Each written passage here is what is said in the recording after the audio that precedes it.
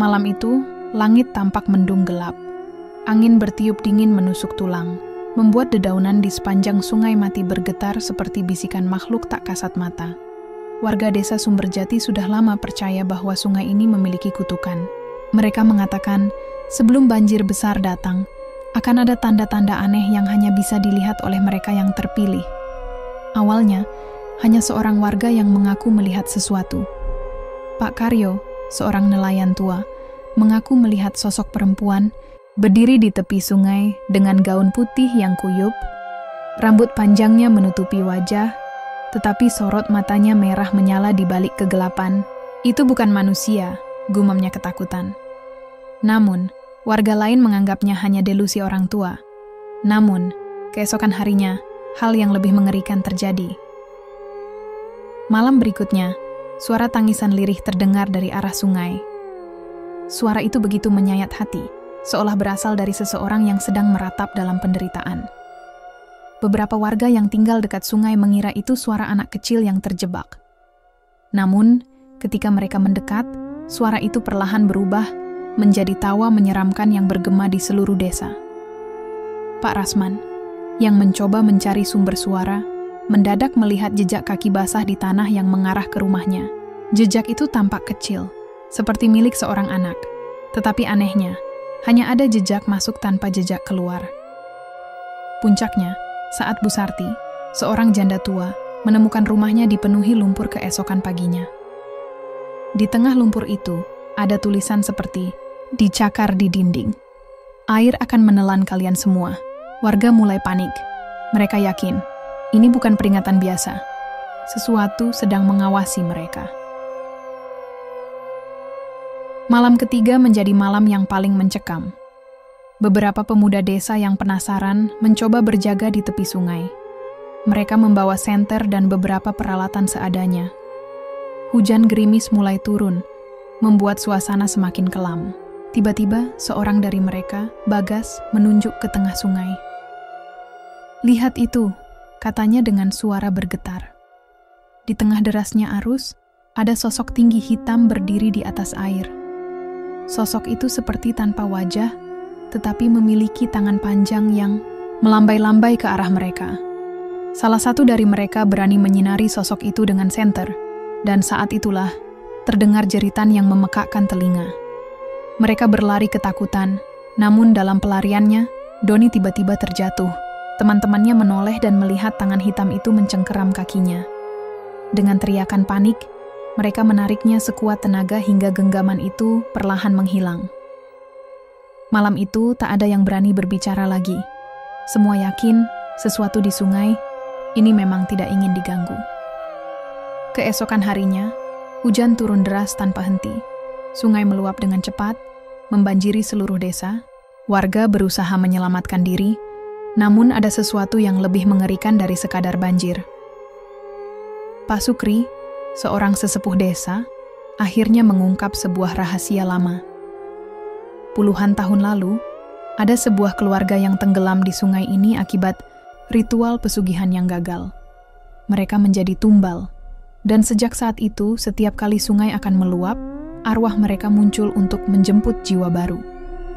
Kini, dengan banjir yang semakin tinggi, warga bertanya-tanya, apakah mereka benar-benar bisa selamat ataukah arwah itu sudah memilih korban berikutnya? Banjir semakin meninggi, membuat banyak rumah terendam air. Warga yang masih bertahan di rumah mulai panik, sementara yang lain berusaha mengungsi ke tempat lebih tinggi. Namun, di tengah kepanikan itu, terdengar suara-suara aneh dari dalam air. Pak Sukri yang masih berdiri di tepi sungai melihat sesuatu yang membuat tubuhnya gemetar. Di antara riak air yang bergolak, tampak bayangan tubuh-tubuh manusia melayang di bawah permukaan. Wajah mereka pucat, mata kosong, dan mulut menganga seolah sedang menjerit minta tolong. "Sekarang mereka datang," bisik Pak Sukri dengan wajah penuh ketakutan. Bu Sarti yang berdiri tak jauh darinya langsung menangis histeris. Itu suamiku yang hilang saat banjir 10 tahun lalu," katanya sambil menunjuk salah satu bayangan yang terlihat jelas di air. Beberapa warga lain yang melihat kejadian itu mulai berteriak dan berlari menyelamatkan diri. Namun, sebelum mereka bisa menjauh, tangan-tangan hitam keluar dari dalam air, mencengkeram kaki beberapa warga yang sial. Satu persatu mereka terseret ke dalam arus yang semakin deras. Orang-orang yang selamat hanya bisa berteriak histeris, menyaksikan teman dan keluarga mereka hilang dalam gelombang air yang semakin kelam. Pak Sukri tahu, mereka tidak bisa melawan ini sendirian. Dia segera mengumpulkan beberapa warga yang masih tersisa dan membawa mereka ke balai desa. Dengan tangan gemetar, ia membuka sebuah buku tua berdebu yang selama ini disimpan di lemari kayu. Buku ini berisi kisah lama tentang desa kita, ujarnya lirih. Dulu, sebelum sungai ini menjadi kuburan, ada ritual yang harus dilakukan setiap kali banjir datang. Tapi ritual itu sudah lama dilupakan, dan kini mereka menuntutnya kembali. Bu Sarti yang masih menangis bertanya, "Apa yang harus kita lakukan?" Pak Sukri menghela napas berat. "Kita harus mengembalikan persembahan ke sungai.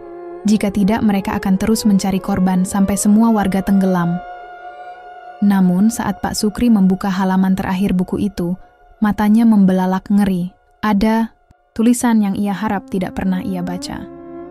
Jika ritual tidak dilakukan selama 3 banjir berturut-turut, maka yang diminta bukan lagi sekadar persembahan, tapi nyawa seluruh desa. Warga yang mendengar hal itu langsung ketakutan.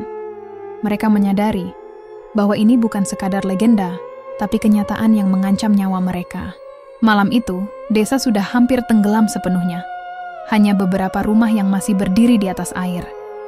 Warga yang tersisa berkumpul di atas bangunan tertinggi, berdoa agar mereka bisa bertahan. Namun, harapan mereka sirna ketika suara dentuman keras terdengar dari arah sungai. Sebuah pusaran air besar tiba-tiba muncul di tengah arus. Dari dalam pusaran itu, muncul sosok menyeramkan, perempuan bergaun putih dengan rambut basah yang menjuntai ke air. Matanya kosong, wajahnya pucat, dan kulitnya penuh luka menganga.